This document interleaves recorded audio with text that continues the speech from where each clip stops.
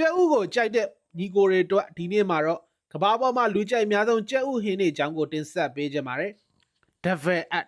ဒီဟင်းပွဲကတော့အမေရိကန်နိုင်ငံမှာလူကြိုက်အများဆုံးဟင်းပွဲတစ်ပွဲဖြစ်တယ်လို့လုံရလွယ်ပြီးစားလို့အရန်ကောင်းတဲ့ကြက်ဥဟင်းတစ်ပွဲဖြစ်ပါတယ်။ဒီဟင်းကိုချက်ပြုတ်ဖို့အတွက်ကြက်ဥကိုပြုတ်အခွံကိုနှွာတချမ်းစီချမ်းပြီးအနှစ်တွေကိုဖယ်ထုတ်လိုက်ပြီးတော့ဖယ်ထုတ်လိုက်တဲ့အနှစ်တွေကိုမယိုနီးစ်ကဲမုန်ညင်းစီစာ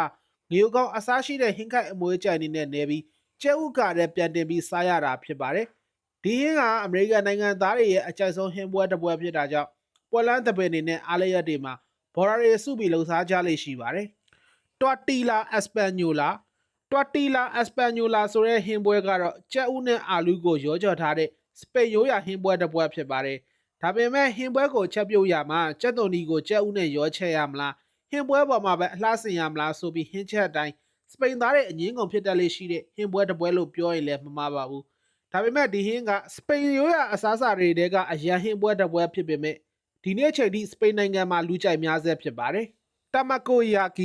Tamagoyaki ကတော့ဂျပန်နိုင်ငံမှာလူကြိုက်များဆုံးကြက်ဥဟင်းပွဲတစ်ပွဲဖြစ်ပါတယ်။တကယ်တော့Tamagoyakiဆိုတာကကြက်ဥတွေကိုပဲငတ်ပြာရည်တကြားတို့နဲ့ရောပြီးမီအေးအေးနဲ့အထက်ထက်လိပ်ပြီးကြော်ထားတဲ့ကြက်ဥလိပ်ဖြစ်ပါတယ်။ဒီကြက်ဥလိပ်ကိုလုပ်ဖို့အတွက်ပုံမှန်ဒဲအိုးနဲ့မတူညီတဲ့အထူးပြုလုပ်ထားတဲ့ဒဲအိုးကိုသာအသုံးပြုရလေရှိပါတယ်။ဂျပန်တွေကတော့Tamagoyakiကိုနနက်စာအဖြစ်စားသုံးကြသလိုနေ့လယ်စာအနေနဲ့ထမင်းနဲ့တွဲဖက်ပြီးစားသုံးကြတာမျိုးလည်းရှိပါတယ်။ Shakshuka ဒီဟင်းပွဲကတော့အရှေ့လယ်ပိုင်းနဲ့မြောက်အာဖရိကဒေသတွေကနေစတင်ပေါ်ပေါက်လာတာဖြစ်ပြီး